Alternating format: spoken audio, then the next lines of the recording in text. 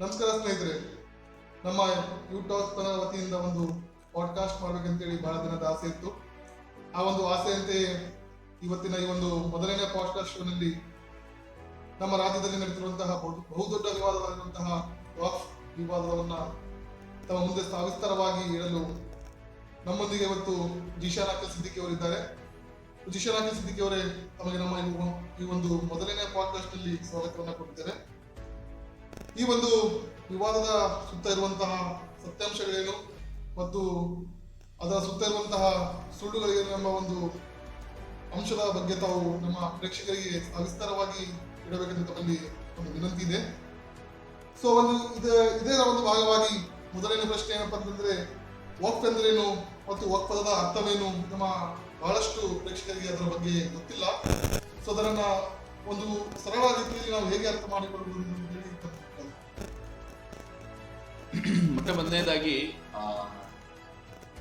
ಈ ವಿಷಯವನ್ನು ತಮ್ಮ ಪಾಡ್ಕಾಸ್ಟಿನ ಮೊದಲನೇ ಒಂದು ಭಾಗಕ್ಕೆ ತೆಗೆದುಕೊಂಡಿದ್ದಕ್ಕೆ ನಿಮಗೆ ಅಭಿನಂದನೆಗಳನ್ನು ಸಲ್ಲಿಸ್ತೇನೆ. ಕಳೆದ ಒಂದು ತಿಂಗಳಲ್ಲಿ ಕರ್ನಾಟಕ ರಾಜ್ಯಾದ್ಯಂತ ಅತಿ ಹೆಚ್ಚು ವಿಷಯ ಯಾವುದಾದ್ರೂ ಚರ್ಚೆಯಾಗಿರೋದಿದ್ರೆ ಅದು ವಕ್ಫ್ ವಿಚಾರ ಅಂತ ನನಗೆ ಅನಿಸುತ್ತೆ.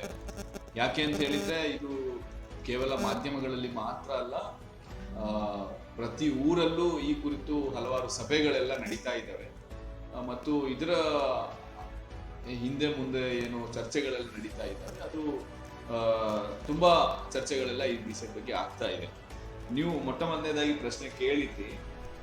ನನ್ಗೇನ್ ಅನ್ಸುತ್ತೆ, ವಕ್ಫ್ ಅಂತ ಹೇಳಿದ್ರೆ ಅದು ದೇವರ ಹೆಸರಲ್ಲಿ ಕೊಟ್ಟಂತ ಒಂದು ದತ್ತಿ ಅಂತ ಹೇಳಿ ಅದನ್ನ ನಾವು ಅನ್ಕೋಬಹುದು.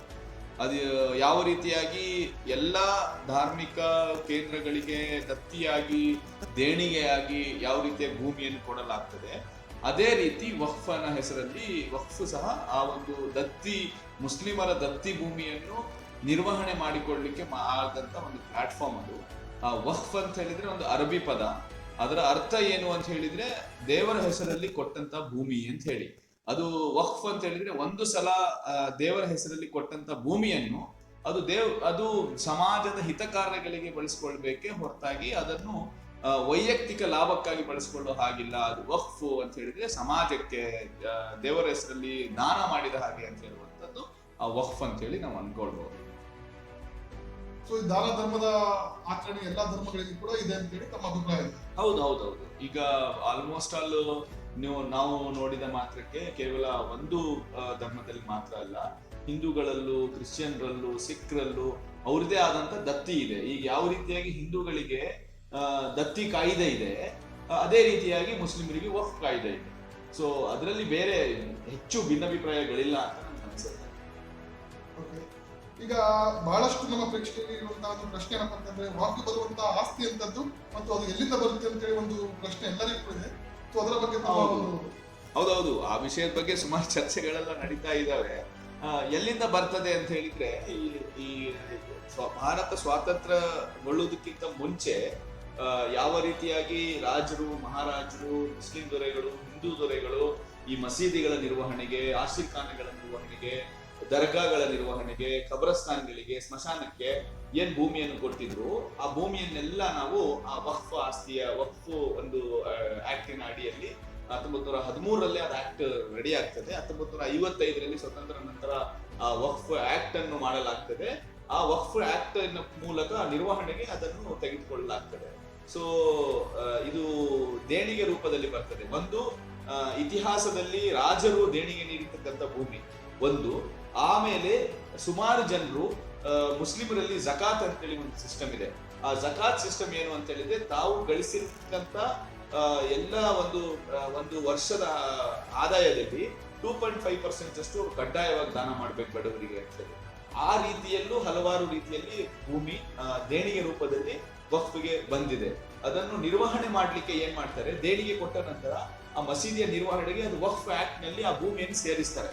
ಸೊ ಆ ರೀತಿಯಲ್ಲೂ ಭೂಮಿ ಬಂದಿದೆ. ಅಂದ್ರೆ ಸಮುದಾಯದ ಏಳ್ಗೆಗಾಗಿ ದಾನ ಮಾಡಿರುವಂತದ್ದು. ಕೇವಲ ಮುಸ್ಲಿಮರು ಮಾತ್ರ ದಾನ ಮಾಡಿಲ್ಲ, ಅದರಲ್ಲಿ ಹಿಂದೂ ದೊರೆಗಳು ಸಹ ಈ ನಿರ್ವಹಣೆಗೆ ದಾನ ಮಾಡಿದ್ದಾರೆ.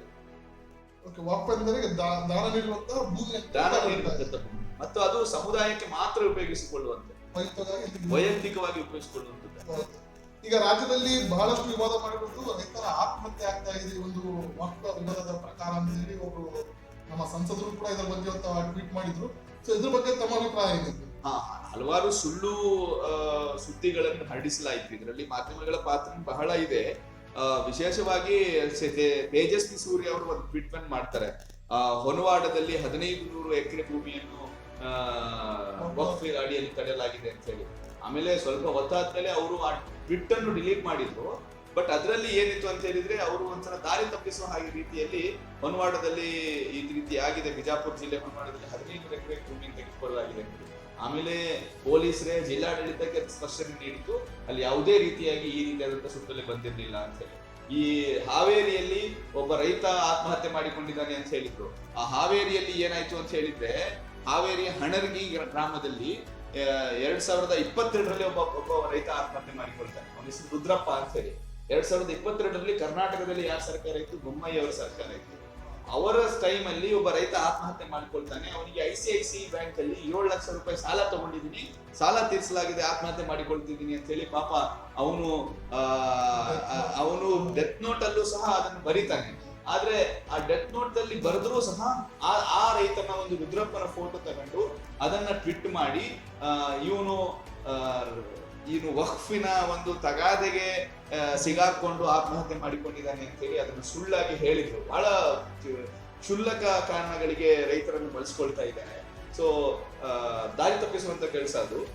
ಅದನ್ನ ಮಾಡಿದ್ರು. ಬಟ್ ಅದಕ್ಕೂ ಸಹ ಜಿಲ್ಲಾಡಳಿತ ಮತ್ತು ಪೊಲೀಸರು ಸ್ಪಷ್ಟನೆ ನೀಡಿದ್ದಾರೆ. ಇದು ಡೆತ್ ನೋಟ್ ಅಲ್ಲೂ ಬಂದಿದೆ. 2022ರಲ್ಲಿ ಆತ್ಮಹತ್ಯೆ ಮಾಡಿಕೊಂಡಿದ್ರೆ ವಕ್ಫ್ ಕಾರಣಕ್ಕೆ, ಅದು ಬೊಮ್ಮಾಯಿ ಅವರಿಂದ ಆಗ್ಬೇಕಿತ್ತು. ಅದು ಈಗ ನೀವು ಅದನ್ನು ಹೇಳ್ತಾ ಇದ್ದೀರಲ್ಲ, ಅದು ಅಂದ್ರೆ ಬೊಮ್ಮಾಯಿ ಸರ್ಕಾರದ ನೀವು ಹೇಳಿದ್ರೆ ಅವರು ತಮಗೆ ತಾವೇ ಈಗ ಸಿಗಾಕೊಂಡಿದ್ದಾರೆ. 2022ರಲ್ಲಿ ಆತ್ಮಹತ್ಯೆ ಮಾಡಿಕೊಂಡಿರ್ತಕ್ಕಂಥ ರೈತ ಬೊಮ್ಮಾಯಿ ಸರ್ಕಾರದಲ್ಲಿ ಆತ್ಮಹತ್ಯೆ ಮಾಡಿಕೊಂಡಿದ್ದಾನೆ ಅಂತ ಹೇಳಿದ್ರೆ, ಅವಾಗ ಏನಾದ್ರು ವಕ್ಫ್ ಟಾರ್ಚರ್ ಬೊಮ್ಮಾಯಿ ಸರ್ಕಾರದಲ್ಲಿ ಏನಾದ್ರು ಆಗಿತ್ತ ಅಂತ ಹೇಳಿ. ಸೊ ಆ ತರದ ಒಂದು ಕೆಲಸಕ್ಕೆಲ್ಲ ಕೈ ಹಾಕ್ತಿದ್ದಾರೆ. ಸುಳ್ಳು ಸುದ್ದಿಗಳನ್ನ ಅದನ್ನು ಹೆಣೆಯಲಾಗ್ತಾ ಇದೆ ಆ ವಿಷಯ ಸುತ್ತಮುತ್ತ. ಅದನ್ನು ಜನರು ಅರ್ಥ ಮಾಡಿಕೊಳ್ಬೇಕು. ಅದು ಕ್ಲಿಯರ್ ಆಗಿ ಅದು ಸುಳ್ಳು ಸುದ್ದಿ ಅಂತ ಹೇಳಿ. ಇದೇ ನಿಟ್ಟಿನಲ್ಲಿ ಒಂದು ಇನ್ನೊಂದು ಪ್ರಶ್ನೆ ಇತ್ತು, ಇದೇ ರೈತರಿಗೆ ಏನಾದರೂ ಇದರಿಂದ ಅನ್ಯಾಯವಾಗ್ತಿದೆ ಅಂತ ಹೇಳಿ. ನೋಡಿ, ರೈತರಿಗೆ ಅನ್ಯಾಯ ಆಗ್ತಾ ಇದೆ ಅಂತ ಹೇಳುವಂತದ್ದು actually this is the good, ಒಳ್ಳೆ ಪ್ರಶ್ನೆ. ಇದೇ ರೈತರ ಹೆಸರು ಹೇಳಿಕೊಂಡೇ ಇವತ್ತು ರಾಜಕೀಯ ಮಾಡ್ತಾ ಇರುವಂತದ್ದು. ನಮ್ಮ ಭೂಮಿ ನಮ್ಮ ಹಕ್ಕು, ರೈತರಿಗೆ ಅನ್ಯಾಯ ಆಗ್ತಾ ಇದೆ, ಆ ವಕ್ಫ್ ಇಂದ ಆ ತರ. ನೋಡಿ, ವಕ್ಫ್ ಅಂತ ಹೇಳಿದ್ರೆ ಅದು ಮುಸ್ಲಿಮರು ನಡೆಸ್ತಾ ಇರುವಂತ ಸಂಸ್ಥೆ ಅಲ್ಲ. ವಕ್ಫ್ ಅಂತ ಹೇಳಿದ್ರೆ ಸರ್ಕಾರ ನಡೆಸುವಂತ ಸಂಸ್ಥೆ ಅದು. ವಕ್ಫ್ ಯಾರು ಅಧಿಕಾರಿಗಳಾಗ್ತಾರೆ ಅಂತ ಹೇಳಿದ್ರೆ, ವಕ್ಫ್ಗೆ ಒಬ್ಬ ರಾಜ್ಯದಲ್ಲಿ ಒಬ್ಬ ಸರ್ವೇಯರ್ ಇರ್ತಾರೆ. ಅದಾದ ನಂತರ ವಕ್ಫಿಗೆ ಸದಸ್ಯರು ಇರ್ತಾರೆ, ವಕ್ಫ್ ಬೋರ್ಡ್ಗೆ ಸದಸ್ಯರು ಇರ್ತಾರೆ. ಯಾರು ಸದಸ್ಯರಾಗಿರ್ತಾರೆ ಅಂತ ಹೇಳಿದ್ರೆ ಮುಸ್ಲಿಂ ಶಾಸಕರು ಮತ್ತು ಸಂಸದರು ಸದಸ್ಯರಾಗಿರ್ತಾರೆ. ಮತ್ತು ವಕ್ಫಿಗೆ ತನ್ನದೇ ಆದಂತ ಒಂದು ಟ್ರಿಬ್ಯುನಲ್ ಅಂತ ಹೇಳಿ ಒಂದು ವ್ಯವಸ್ಥೆ ಇದೆ. ಮತ್ತು ವಕ್ಫ್ ಏನಿದೆ ಅಂತ ಹೇಳಿದ್ರೆ, ಬಿಜೆಪಿ ಸರ್ಕಾರ ಬಂದ್ರೆ ಬಿಜೆಪಿ ಸರ್ಕಾರ ವಕ್ಫಿನ ಸದಸ್ಯರ ನೇಮಕ ಮಾಡ್ತಾರೆ. ಕಾಂಗ್ರೆಸ್ ಸರ್ಕಾರ ಬಂದ್ರೆ ಕಾಂಗ್ರೆಸ್ ಸದಸ್ಯರು ವಕ್ಫನ್ನು ನೇಮಕ ಮಾಡ್ತಾರೆ.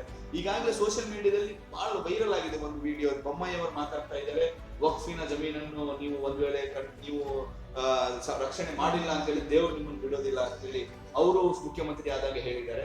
ಅದೊಂಥರ ಆ ಒಂದು ವಕ್ಫಿನ ವಿಚಾರವನ್ನು ಇಟ್ಕೊಂಡು ಅದು ಮುಸ್ಲಿಮರ ಭೂಮಿನೇ, ಅದು ಮುಸ್ಲಿಮರೇ ರೈತರಿಗೆ ಕಾಟ ಕೊಡ್ತಾ ಇದ್ದಾರೆ ಅಂತ ಹೇಳುವಂತ ರೀತಿಯಲ್ಲಿ ಅದನ್ನು ತೋರಿಸಲಾಗ್ತಾ ಇದೆ.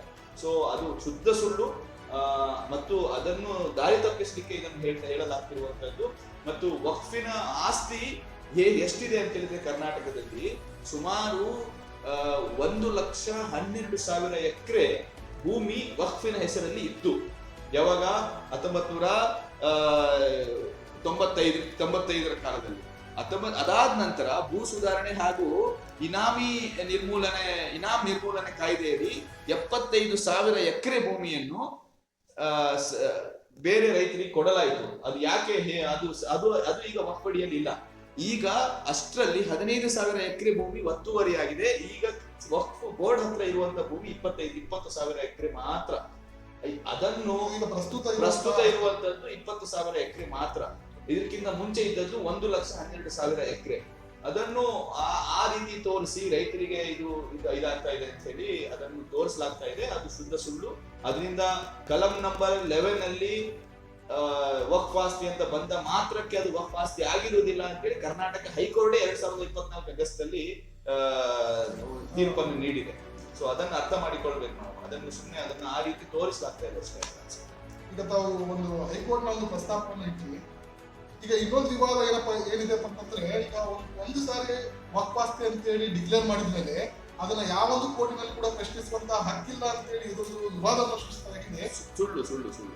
ಯಾಕೆ ಅಂತ ಹೇಳಿದ್ರೆ ವಕ್ಫ್ ಟ್ರಿಬ್ಯುನಲ್ ನ ಮುಂದೆ ಫಸ್ಟ್ ತಗಾದೆಯನ್ನು ನಾವು ಮಾಡಬಹುದು. ವಕ್ಫ್ಗೆ ಅದು ತನ್ನದೇ ಆದಂತ ಟ್ರಿಬ್ಯುನಲ್ ಇದೆ. ಆ ಟ್ರಿಬ್ಯುನಲ್ಗೆ ಯಾರು ರಚನೆ ಮಾಡ್ತಾರೆ ಅಂತಂದ್ರೆ ಆಡಳಿತಾರೂಢ ಸರ್ಕಾರ ಟ್ರಿಬ್ಯುನಲ್ ಅನ್ನು ರಚನೆ ಮಾಡ್ತಾರೆ ಫಸ್ಟ್. ಅದಾದ ನಂತರ 1995ರ ವಕ್ಫ್ ಕಾಯ್ದೆ ಅಡಿಯಲ್ಲಿ ಏನ್ ರಚನೆ ಮಾಡಲಾಯಿತು 1995ರಲ್ಲಿ ವಕ್ಫ್ ಕಾಯ್ದೆ, ಅದರಲ್ಲಿ ಹೇಳಲಾಗಿದೆ ವಕ್ಫ್ನ ತೀರ್ಮಾನವನ್ನು ಅದರ ಹಿಂದಿನ ಒಂದು ದಾಖಲೆಗಳನ್ನು ಮತ್ತು ಆ ಒಂದು ಪ್ರೋಸೆಸ್ ಅನ್ನು ಅವ್ರು ಫಾಲೋ ಮಾಡಿಲ್ಲ ಅಂತ ಹೇಳಿದ್ರೆ ಅದನ್ನ ಹೈಕೋರ್ಟ್ ಅಲ್ಲಿ ಪ್ರಶ್ನೆ ಮಾಡಬಹುದು ಅಂತ ಹೇಳಿ. ಈಗಲೂ ಸುಮಾರು 800 ಕೇಸಸ್ಗಳು ಹೈಕೋರ್ಟಿನಲ್ಲಿ ವಕ್ಫ್ ಬೋರ್ಡ್ನ ಕೇಸಸ್ಗಳು ಈಗಲೂ ನಡೀತಾ ಇದೆ. ಅದನ್ನು ಬೇರೆ ಕಡೆ ಪ್ರಶ್ನೆ ಮಾಡುವ ಹಾಗಿಲ್ಲ ಅನ್ನುವ ರೀತಿಯಲ್ಲಿ ಅದನ್ನು ತೋರಿಸಲಾಗ್ತಾ ಇದೆ ಅಷ್ಟೇ. ಸೊ ಅದನ್ನು ನಾವು ಅರ್ಥ ಮಾಡಿಕೊಳ್ಬೇಕು. ಯಾವುದೇ ಕರ್ನಾಟಕ ನಮಗೆ ನಮ್ಮ ಸಂವಿಧಾನ ಬಹಳಷ್ಟು ಹಕ್ಕುಗಳನ್ನು ಕೊಟ್ಟಿದೆ.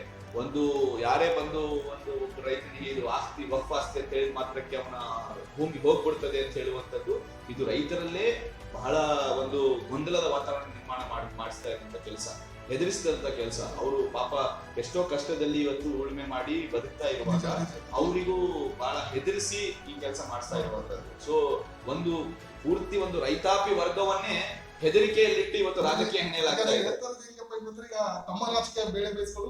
ರೈತರನ್ನು ಬಳಸ್ಕೊಳ್ತಿದ್ದಾರೆ. Clear, very clear. 1955ರ ಕಾಯ್ದೆ ಹೇಳ್ತಾ ಇದ್ರೆ ನೀವು ಹೈಕೋರ್ಟಿಗೆ ಹೋಗ್ಬೋದು ಅಂತ ಹೇಳಿ. ಇಲ್ಲ, ನೀವು ಹೈಕೋರ್ಟಿಗೆ ಹೋಗಕ್ ಆಗೋದಿಲ್ಲ ಅಂತ ಹೇಳಿದ್ರೆ ಪ್ರತಿ ಜಿಲ್ಲೆಯಲ್ಲೂ ಒಂದು ವಕ್ಫಿನ ಟ್ರಿಬ್ಯುನಲ್ ಇದೆ. ಆ ಟ್ರಿಬ್ಯುನಲ್ ಅಲ್ಲಿ ನೀವು ತಗಾದೆಯನ್ನು ಹೇಳ್ಬೋದು. ಆ ಟ್ರಿಬ್ಯುನಲ್ ಅಲ್ಲಿ ನಿಮ್ಮ ಭೂಮಿ ವಕ್ಫಲ್ಲಿ ಇಲ್ಲ ಅಂತ ಹೇಳಿದ್ರೆ ಅದನ್ನ ತೆಗೆದಾಕ್ತಾರೆ. ಮತ್ತೆ ಅದು ಒಂದ್ ವೇಳೆ ಆಗಿಲ್ಲ ಅಂತ ಹೇಳಿದ್ರೆ ನೀವು ಹೈಕೋರ್ಟಿಗೆ ಹೋಗಿ ಒಂದು ಆರ್ಡರ್ ತಗೊಂಡು ಬಂದ್ಬಿಟ್ರೆ, ಈಗಾಗಲೇ 2024 ಆಗಸ್ಟ್ ಅಲ್ಲಿ ವೆರಿ ಕ್ಲಿಯರ್ ಆಗಿ ಹೇಳಿದೆ ಹೈಕೋರ್ಟ್. 2024ರಲ್ಲಿ ಬಹಳ ಕ್ಲಿಯರ್ ಆಗಿ ಹೇಳಿದೆ, ನೋಟಿಸ್ ನೀಡದೆ ನೀವು ದಾಖಲೆಗಳಲ್ಲಿ ಏನಾದ್ರೂ ಬದಲಾವಣೆ ಮಾಡಿದ್ರೆ, ಯಾವುದೇ ರೈತರಿಗೆ ನೋಟಿಸ್ ನೀಡದ ದಾಖಲೆಗಳಲ್ಲಿ ಬದಲಾವಣೆ ಮಾಡಿದ್ರೆ ಅದು ಹೆಚ್ಚು ದಿನಗಳ ಕಾಲ ನಿಲ್ಲೋದಿಲ್ಲ ಅಂತ ಹೇಳಿ ಹೈಕೋರ್ಟ್ ಆರ್ಡರ್ ಇದೆ. ನಮ್ಮ ಸಂವಿಧಾನದ ನಂಬಿಕೆ ಇರಬೇಕು ಅಷ್ಟೇ. ಈಗ ರೈತರು ತಮ್ಮ ಆಸ್ತಿಗಳಿಗೆ ಏನಾದ್ರು ವಕ್ಫ್ ಬೋರ್ಡ್ ಅಂತ ಬಂದಿದ್ರೆ ಅದನ್ನ ಕೋರ್ಟ್ಗಳಲ್ಲಿ ಪ್ರಶ್ನಿಸಬಹುದು ಅಂತ ಹೇಳಿ, ಕೋರ್ಟ್ಗಳಲ್ಲಿ ಪ್ರಶ್ನಿಸಬಹುದು, ಟ್ರಿಬ್ಯುನಲ್ಗಳಲ್ಲಿ ಪ್ರಶ್ನಿಸಬಹುದು. ಇದೊಂದು ಸುಳ್ಳು.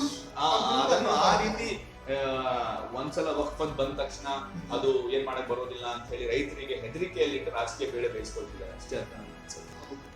ಈ ಒಂದು ನಮ್ಮ ಪ್ರೇಕ್ಷಕರಲ್ಲಿ ಇನ್ನೊಂದು ಪ್ರಶ್ನೆ ಇದೆ, ಈ ವಕ್ಫ್ ಬೋರ್ಡ್ ನ ನಿರ್ವಹಣೆ ಹೇಗಾಗ್ತದೆ ಮತ್ತು ಇದರ ರಚನೆ ಹೇಗಾಗ್ತದೆ ಅಂತ ಹೇಳಿ ಸ್ವಲ್ಪ ನಮ್ಮ ವೀಕ್ಷಕರಿಗೆ ಅದನ್ನು ಬಂದು ಕ್ಲಾರಿಟಿ ಕೊಟ್ಟರೆ ಒಳ್ಳೆದಾಗ್ತದೆ. ಇದು ವಕ್ಫ್ ಬೋರ್ಡ್ ನ ನಿರ್ವಹಣೆ ಇವತ್ತು ನಿನ್ನೆ ಅಥವಾ ಸ್ವಲ್ಪ ದಿನಗಳ ಹಿಂದೆ ಆಗಿರುವಂತದ್ದಲ್ಲ. 20ನೇ ಶತಮಾನದಲ್ಲಿ ಬ್ರಿಟಿಷರು ಏನ್ ಮಾಡಿದ್ರು, ಎಲ್ಲ ಧಾರ್ಮಿಕ ಸಂಸ್ಥೆಗಳ ಸ್ವತ್ತು ನಿರ್ವಹಣೆಗಾಗಿ ಒಂದು ಕಾಯ್ದೆಯನ್ನು ಕಾನೂನುಗಳನ್ನು ರಚನೆ ಮಾಡಿದ್ರು. ಅದರಲ್ಲಿ ಹಿಂದೂಗಳ ಧಾರ್ಮಿಕ ದತ್ತಿ ಕಾಯ್ದೆಯನ್ನು ಬಂತು. ಅದೇ ರೀತಿಯಾಗಿ ಮುಸ್ಲಿಮರ ಈ ಧಾರ್ಮಿಕ ಆಸ್ತಿಪಾಸ್ತಿಗಳನ್ನು, ಚರಾಸ್ತಿಗಳನ್ನು, ಸ್ಥಿರಾಸ್ತಿಗಳನ್ನು ಮೇಂಟೈನ್ ಮಾಡ್ಲಿಕ್ಕೆ ಅವ್ರು ಏನ್ ಮಾಡಿದ್ರು ಅಂದ್ರೆ ಈ ಒಂದು ಕಾನೂನನ್ನು ಮಾಡಿದ್ರು. ಸೊ 1913ರಲ್ಲಿ ಈ ಕಾನೂನು ರಚನೆ ಆಗ್ತದೆ. 1955ರಲ್ಲಿ ಸ್ವತಂತ್ರ ನಂತರ ಇದಕ್ಕೆ ಒಂದು ಹೊಸ ರೂಪವನ್ನು ಕೊಡಲಾಗ್ತದೆ. ಅದು ಮತ್ತೆ 2095ರಲ್ಲೂ ಅದಕ್ಕೆ ಒಂದು ತಿದ್ದುಪಡಿ ಆಗಿದೆ. 2013ರಲ್ಲೂ ಇದರ ತಿದ್ದುಪಡಿ ಸಹ ಆಗಿದೆ. ಸೊ ಈ ಕಾನೂನಿನ ಅಡಿಯಲ್ಲಿ ಒಂದು ಬೋರ್ಡ್ ಅನ್ನು ರಚನೆ ಮಾಡಲಾಗ್ತದೆ. ಈ ವಕ್ಫ್ ಬೋರ್ಡ್ ಅಂತ ಹೇಳಿದ ತಕ್ಷಣ ಏನ್ ಮಾಡಲಾಗ್ತಾ ಇದೆ ಅಂತ ಹೇಳಿದ್ರೆ ಇದು ಮುಸ್ಲಿಮರ ಬೋರ್ಡ್ ಅಂತ ಹೇಳುವಂತ ರೀತಿಯಲ್ಲಿ ಬಿಂಬಿಸಲಾಗ್ತಾ ಇದೆ. ಅದು ಸುಳ್ಳು. ಏಕೆ ಅಂತ ಹೇಳಿದ್ರೆ ಆ ಕಾಯ್ದೆ ಸಂವಿಧಾನ ಬದ್ಧವಾಗಿರುವಂತ ಕಾಯ್ದೆ ಮತ್ತು ಆ ಕಾಯ್ದೆ ಅಡಿಯಲ್ಲಿ ಒಂದು ಬೋರ್ಡ್ ಅನ್ನು ನಿರ್ಮಾಣ ಮಾಡಲಾಗ್ತದೆ. ಆ ಬೋರ್ಡ್ ಯಾವ ರೀತಿಯಾಗಿರ್ತದೆ ಅಂತ ಹೇಳಿದ್ರೆ ಅದರಲ್ಲಿ ಒಂದು ರಾಜ್ಯ ಮಟ್ಟದಲ್ಲಿ ಒಂದು ಸರ್ವೇಯರ್ ಇರ್ತಾನೆ. ಆ ಸರ್ವೇಯರ್ ಅನ್ನು ಯಾವ ಸರ್ಕಾರ ರಾಜ್ಯದಲ್ಲಿ ಆಡಳಿತಾರೂಢ ಸರ್ಕಾರ ಸರ್ವೇಯರ್ ನೇಮಕ ಮಾಡ್ತದೆ ಮತ್ತು ಅದಕ್ಕೆ ಸದಸ್ಯರುಗಳನ್ನಾಗಿ ಯಾವ ರೀತಿಯಾಗಿ ಹಿಂದೂ ಅಥವಾ ಸಿಖ್ಖರು, ಕ್ರೈಸ್ತರು ಆಚರಣೆಗಳಿಗೆ ಅವರವರ ಧಾರ್ಮಿಕವಾಗಿ ನಂಬಿಕೆ ಇಟ್ಕೊಂಡವರು, ಧರ್ಮದಲ್ಲಿ ನಂಬುವವರು ಯಾವ ರೀತಿಯಾಗಿ ಮೆಂಬರ್ಗಳಾಗ್ತಾರೋ ಅದೇ ರೀತಿಯಾಗಿ ವಕ್ಫಿಗೆ ಮುಸ್ಲಿಮರು ಮೆಂಬರ್ಗಳಾಗಿ ನೇಮಕ ಆಗ್ತಾರೆ. ಅದರಲ್ಲಿ ಮುಸ್ಲಿಂ MLAಗಳು ಇರ್ತಾರೆ, ಸಂಸದರು ಇರ್ತಾರೆ, ಧಾರ್ಮಿಕ ಪರಿಣಿತರು ಇರ್ತಾರೆ. ಅವರನ್ನೆಲ್ಲ ಸೇರ್ಕೊಂಡು ಒಂದು ಬೋರ್ಡ್ ಅಂತ ಹೇಳಿ ಮಾಡಿ ಅದನ್ನು ಸಮುದಾಯದ ಆಸ್ತಿಯನ್ನು ಸಮುದಾಯದ ಏಳಿಗೆಗಾಗಿ ಬಳಸುವಂಥದ್ದು, ಅದನ್ನು ವೈಯಕ್ತಿಕವಾಗಿ ಬಳಸಬಾರದು ಎಂಬ ರೀತಿಯಲ್ಲಿ ಆ ನಿರ್ವಹಣೆಗಾಗಿ ಅದನ್ನು ಮಾಡಲಾಗ್ತದೆ. ಸೊ ಅದರಿಂದ ಏನು ವಕ್ಫ್ ಬೋರ್ಡಿಂದ ನೋಟಿಸ್ ಬರ್ತದೆ ಅಂತ ಹೇಳಲಾಗ್ತದೆ, ಅದು ಕಂದಾಯ ಇಲಾಖೆ ನೋಟಿಸ್ಗಳನ್ನು ಕಳಿಸುವಂಥದ್ದು. 2018ರಿಂದ 2022-23ರವರೆಗೆ ಬಿಜೆಪಿಯಲ್ಲಿದ್ದಂತ ಸರ್ಕಾರ, ಇಲ್ಲಿ ಕರ್ನಾಟಕದಲ್ಲಿ ಬಿಜೆಪಿ ಆಡಳಿತಾರೂಢ ಸರ್ಕಾರ ಅತಿ ಹೆಚ್ಚು ನೋಟಿಸ್ಗಳನ್ನು ನೀಡಿದೆ ಅಂತ ಹೇಳಿ ಪ್ರಜಾವಾಣಿ ತನ್ನ ಮುಖಪುಟದಲ್ಲಿ ವರದಿಯನ್ನು ಮಾಡಿದೆ. ಸೊ ಅದು ಜನರಿಗೆ ಅರ್ಥ ಆಗ್ಬೇಕದು. ಸೊ ಇದನ್ನು ಕೇವಲ ಇದು ಮುಸ್ಲಿಮರಿಂದ ನಡೀತಾ ಇರುವಂತದ್ದು, ಅದರ ನಿರ್ವಹಣೆ ಆಗ್ತಾ ಇದೆ ಅಂತ ಹೇಳಿ ಅದನ್ನು ಆ ರೀತಿ ಬಿಂಬಿಸಿ ರೈತರಿಗೆ ಒಂದು ಹೆದರಿಕೆ, ಒಂದು ವಾತಾವರಣ ನಿರ್ಮಾಣ ಮಾಡಲಾಗ್ತಾ ಇದೆ. ಅದರಿಂದ ಆಚೆಗೂ ಕೂಡ ಇನ್ನೊಂದು ವಿಷಯ ಏನು ಅಂತ ಹೇಳಿದ್ರೆ, ಮೇಲ್ನೋಟಕ್ಕೆ ವಕ್ಫ್ ಬೋರ್ಡು ಮತ್ತು ವಕ್ಫ್ ಟ್ರಿಬ್ಯುನಲ್ ಇದನ್ನು ಯಾರು ನೇಮಕ ಮಾಡ್ತಾರೆ ಅಂತ ಹೇಳಿದ್ರೆ ಸರ್ಕಾರ ಅದನ್ನು ನೇಮಕ ಮಾಡ್ತಾರೆ. ಮತ್ತೆ ಅದ್ರ ಜೊತೆಗೆ ಈಗ ಮುಸ್ಲಿಮರ ಧಾರ್ಮಿಕ ಸಂಸ್ಥೆಗಳಿಗಿಂತ ಹಿಂದೂ ಹಾಗೂ ಸಿಖ್ ಮಠಗಳ ಮತ್ತು ದೇವಸ್ಥಾನಗಳ ಆಸ್ತಿ ಪಾಸ್ತಿಗಳ ನಿರ್ವಹಣೆಯಲ್ಲಿ ಸರ್ಕಾರದ ಅಷ್ಟು ವ್ಯವಸ್ಥಿತವಾದಂತ ಮಧ್ಯಪ್ರವೇಶ ಇಲ್ಲ. ಇಲ್ಲಿ ವ್ಯವಸ್ಥಿತವಾದಂತ ಮಧ್ಯಪ್ರವೇಶ ಇದೆ ಸರ್ಕಾರದ. ಸೊ ಇದು ಒಂದು ಸಮುದಾಯದಿಂದ ನಡೆಸಲ್ಪಡುವಂತ ಬೋರ್ಡ್ ಅಲ್ಲ, ಯಾರು ಅಧಿಕಾರದಲ್ಲಿರ್ತಾರೆ ಆ ಬೋರ್ಡ್ ಅನ್ನು ನಡೆಸ್ತಾರೆ. ಸೊ ಇದ್ದಕ್ಕಿದ್ದ ಹಾಗೆ ಈಗ ಒಂದು ದೊಡ್ಡ ಒಂದು ಗುಮ್ಮವನ್ನು ಸಮಾಜದಲ್ಲಿ ಒಂದು ನಿರ್ಮಾಣ ಮಾಡಿ ಅದು ಕೇವಲ ಒಂದು ಸಮುದಾಯದಿಂದ ಮಾತ್ರ ನಡೆಸಲ್ಪಡ್ತಾ ಇದೆ ಅಂತ ಹೇಳುವ ಹಾಗೆ ಬಿಂಬಿಸ್ತಾ ಇದೆ. ಅದು ಶುದ್ಧ ಸುಳ್ಳು. ಜನರು ಇದ್ರ ಬಗ್ಗೆ ಅರಿತುಕೊಳ್ಬೇಕು. ಮತ್ತು ಕೊನೆಯದಾಗಿ ಇದೆಲ್ಲ ವಿಷಯಗಳ ಬಗ್ಗೆ ನನ್ನ ನಿಲುವು ಏನು ಅಂತ ಹೇಳಿದ್ರೆ, ವಕ್ಫ್ ಆಸ್ತಿ ಅಥವಾ ಈ ವಿಷಯ ಏನಿದೆ ಇದು ಜನಸಾಮಾನ್ಯರ ವಿಷಯ ಅಲ್ಲ. ಮತ್ತು ಇದಕ್ಕಿಂತ ಮುಂಚೆ ಎಷ್ಟು ಘಟನೆಗಳನ್ನು ಅವರು ಉಲ್ಲೇಖ ಮಾಡಿದ್ದಾರೆ, ಅದರಲ್ಲೂ ತುಂಬಾ ಸಮಸ್ಯೆ ಇದೆ. ಹಾವೇರಿಯ ಇದು ಬಿಜಾಪುರದ ಹೊನವಾಡ, ಹಾವೇರಿಯಲ್ಲಿ ಮತ್ತೆ ಈ ಕೊಡಗುವಿನಲ್ಲಿ ಒಂದು ಹೆಣ್ಣಿಗೆ ಅದು ಏನು ಮಾಡಿದ್ದಾರೆ ಅಂತ ಹೇಳುವಂಥದ್ದು, ಗದಗದಲ್ಲಿ ಒಂದು ಮಠದ ಆಸ್ತಿ, ಅದು ಯಾವುದು ಮಠದ ಆಸ್ತಿ ಬಂದಿದೆ ಅಂತ ಹೇಳಿ ಹೇಳಲಾಯ್ತು. ಅದು ಸಹ 2019ರಿಂದ ಅಲ್ಲಿ ಯಾವುದೇ ರೀತಿಯಾದಂತ ಬದಲಾವಣೆ RTCಯಲ್ಲಿ ಆಗಿಲ್ಲ ಅಂತ ಹೇಳಿ ಸಹ ಅದನ್ನು ಸರ್ಕಾರ ಮತ್ತೆ ಅಲ್ಲಿರ್ತಕ್ಕಂಥ ಜಿಲ್ಲಾಧಿಕಾರಿಗಳು ಅದನ್ನು ಹೇಳಬೇಕಾಯ್ತು. ಸೊ ಇಂತಹ ಮಿಸ್ ಇನ್ಫಾರ್ಮೇಶನ್ ಅನ್ನು ಕೊಟ್ಟು ಸಮಾಜದಲ್ಲಿ ಗೊಂದಲವನ್ನು ಎಬ್ಬಿಸಿ ಸಮಾಜವನ್ನು ಒಡೆಯುವಂತ ಕೆಲಸ, ಒಂದು ನಿರ್ದಿಷ್ಟ ಸಮುದಾಯವನ್ನು ಒಂದು ಕಟಕಟೆಯಲ್ಲಿ ನಿಲ್ಲಿಸಿ ಅವರಿಗೆ ಪ್ರಶ್ನೆ ಕೇಳುವಂತ, ಮುಗ್ಧ ಜನರಿಗೆ ಪ್ರಶ್ನೆ ಕೇಳುವಂತ ಒಂದು ಸನ್ನಿವೇಶವನ್ನು ಕ್ರಿಯೇಟ್ ಮಾಡಿ ಒಂದು ಹೊಡೆದು ಆಳುವ ನೀತಿ ಯಾವ ರೀತಿ ಬ್ರಿಟಿಷ್ ನಮ್ಮನ್ನು ಹೊಡೆದಾಳಿದ್ರು ಅದೇ ರೀತಿಯಾಗಿ ಒಂದು ಹೊಡೆದು ಆಳುವ ನೀತಿಯನ್ನು ಬಿಂಬಿಸಿ ಅದನ್ನು ಹೊಡೆದು ಜನರ ಮನಸ್ಸಿನಲ್ಲಿ ವಿಷ ಬೀಜವನ್ನು ಬಿತ್ತಿ ತಮ್ಮ ರಾಜಕೀಯ ಬೇಳೆ ಬಯಸಿಕೊಳ್ಳಿಕ್ಕೆ ವಕ್ಫ್ನಂತ ವಿಷಯವನ್ನು, ಇನ್ನೊಂದು ಯಾವುದೋ ಒಂದು ವಿಷಯವನ್ನು ತಂದು ಜನರಿಗೆ ಭಯಭೀತವಾಗಿ ಮಾಡಲಾಗ್ತಾ ಇದೆ. ಕಾರಣ ಏನು ಅಂತ ಹೇಳಿದ್ರೆ, ಒಂದು ಅಭಿವೃದ್ಧಿ ಪರ ಆದಂತ ವಿಷಯಗಳನ್ನು ತಂದು ನೀವು ಚರ್ಚೆ ಮಾಡಿ ನೀವು ವಿರೋಧ ಪಕ್ಷ ಅಂತ ಹೇಳುವಾಗ ನೀವು ಸರ್ಕಾರದಲ್ಲಿ ಆಗ್ತಾ ಇರುವಂತ ಏನು ಭ್ರಷ್ಟಾಚಾರ ಇದೆ, ಸರ್ಕಾರದಲ್ಲಿ ಏನೆಲ್ಲ ಸಮಸ್ಯೆಗಳಾಗ್ತಾ ಇದೆ ಅದನ್ನು ಪ್ರಶ್ನಿಸಿ ಸರ್ಕಾರವನ್ನು ಒಳ್ಳೆ ದಾರಿ ಕೆಲಸವನ್ನು ಮಾಡಿದ್ರೆ ಜನರಿಗೆ ಅದು ಅರ್ಥ ಆಗ್ತದೆ. ಅದನ್ನು ಬಿಟ್ಟು ಒಂದು ನಿರ್ದಿಷ್ಟ ಸಮುದಾಯವನ್ನು ಇಟ್ಕೊಂಡು ಯತ್ನಾಳವರು ಎಲ್ಲೋ ಹೋಗಿ ಒಂದು ಧಾರ್ಮಿಕ ಸಂಸ್ಥಾನದಲ್ಲಿ ಮಾತಾಡ್ತಾ ಇರುವಾಗ ಅಲ್ಲಿಯ ಜನರೇ ಆ ಜಾತ್ರೆಯಲ್ಲಿ ನೀವು ವಕ್ಫ್ ವಿಷಯ ಬಂದು ಜಾತ್ರೆಯಲ್ಲಿ ಮಾತಾಡ್ತಾ ಇದ್ದೀರಿ ಅಂತ ಚೀಮಾರಿ ಹಾಕಿ ವಾಪಸ್ ಕಳಿಸ್ತಾರೆ ಅವ್ರಿಗೆ. ಸೊ ಈಗ ನಮ್ಗೆ ಅರ್ಥ ಆಗ್ಬೇಕದೆಲ್ಲ. ಸೊ ಅದು ಇಡೀ ಜಿಲ್ಲೆಗಳಿಗೆಲ್ಲ ಓಡಾಡಿ ಅಲ್ಲಿ ನಾವು ಮಾಡ್ತೀವಿ, ನಮ್ಮ ರೈತರು, ನಮ್ಮ ಹಕ್ಕು, ನಮ್ಮ ಭೂಮಿ ಅಂತ ಹೇಳಿ, ಅದೆಲ್ಲವೂ ಶುದ್ಧ ಸುಳ್ಳು. ಅದರಿಂದ ಯಾವುದೇ ರೈತರಿಗೆ ಅನ್ಯಾಯ ಆಗ್ಲಿಕ್ಕೆ ಸಾಧ್ಯ ಇಲ್ಲ ಅಂತೇಳಿ ನನ್ನ ಒಂದು ಅಭಿಪ್ರಾಯ ಇದೆ. ಆದ್ರಿಂದ ರೈತರನ್ನು ಹೆದರಿಕೆಯಲ್ಲಿಟ್ಟು ತಮ್ಮ ರಾಜಕೀಯ ಬೇಳೆ ಬೇಯಿಸಿಕೊಳ್ಳೋದನ್ನು ಇವರು ನಿಲ್ಲಿಸಬೇಕು ಮತ್ತು ಈ ಸತ್ಯ ಜನರಿಗೆ ಗೊತ್ತಾಗ್ಬೇಕು ಅಂತ ಹೇಳಿ ನನ್ನ ಒಂದು ಅಭಿಪ್ರಾಯ. ಅದು ಇದರಲ್ಲೇ ಒಂದು ಪ್ರಶ್ನೆ ಇತ್ತು. ಈಗ ಒಗ್ಗೂಡನ್ನ ಆಡಳಿತದಲ್ಲಿ ಯಾವುದೇ ಪಕ್ಷ ಇದ್ರೂ ಕೂಡ ಅದನ್ನ ರಚನೆ ಮಾಡುತ್ತಾ. ಹೌದು, ಬಿಜೆಪಿಯವರಿದ್ರೆ ಬಿಜೆಪಿಯವರು ತಮ್ಮ ಸದಸ್ಯರನ್ನು ತರ್ತಾರೆ. ಬಿಜೆಪಿ ಪರವಾಗಿದ್ದಂತ ಮುಸ್ಲಿಮರು ಬಿಜೆಪಿ ವಕ್ಫ್ ಬೋರ್ಡಿನ ಸದಸ್ಯರುಗಳಾಗ್ತಾರೆ, ವಕ್ಫ್ ಬೋರ್ಡಿನ ಚೇರ್ಮನ್ಗಳಾಗ್ತಾರೆ, ಬೋರ್ಡ್ ಮೆಂಬರ್ಗಳಾಗ್ತಾರೆ. ಕಾಂಗ್ರೆಸ್ ಅಲ್ಲಿರುವಾಗ ಕಾಂಗ್ರೆಸ್ ಬರ್ತಾರೆ, ನಾಳೆ JDS ಏನಾದ್ರು ಅಧಿಕಾರಕ್ಕೆ ಬರ್ತಾರೆ, JDS ಪರವಾಗಿರುವಂತ ಮುಸ್ಲಿಮರು ಅದಕ್ಕೆ ಬರ್ತಾರೆ. ಅಷ್ಟೇ ಇರುವಂತದ್ದು. ಒಂದು ಶಾಲೆ SDMC ಇರ್ತದೆ. ಆ SDMCಯಲ್ಲಿ ಏನಾಗ್ತದೆ ಅಂತ ಹೇಳಿದ್ರೆ, ಯಾರ ಆಡಳಿತಾರೂಢ ಸರ್ಕಾರ ಇರ್ತದೆ ಅವರ ಹತ್ತಿರದಲ್ಲಿರುವಂತ ಪೇರೆಂಟ್ಸ್ಗಳು ಯಾವ ರೀತಿಯಾಗಿ ಅದಕ್ಕೆ ಅಧ್ಯಕ್ಷರು ಉಪಾಧ್ಯಕ್ಷರಾಗ್ತಾರೆ, ಅದೇ ರೀತಿ ವಕ್ಫ್ ಬೋರ್ಡಿಗೆ ಅಧ್ಯಕ್ಷರು ಉಪಾಧ್ಯಕ್ಷರಾಗ್ತಾರೆ ಅಷ್ಟೇ. ಓಕೆ, ತಾವು ಇಷ್ಟೊಂದು ನಮ್ಮ ಪ್ರೇಕ್ಷಕರಿಗೆ ವಕ್ಫ್ ಬೋರ್ಡ್ನ ಸತ್ಯಾಸತ್ಯಗಳನ್ನ ಬಹಳ ವಿವರವಾಗಿ ವಿವರಿಸ್ತಿದ್ದೀವಿ.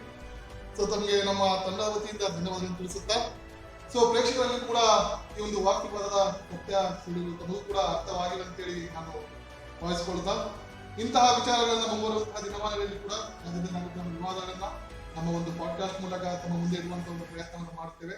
ಧನ್ಯವಾದಗಳು.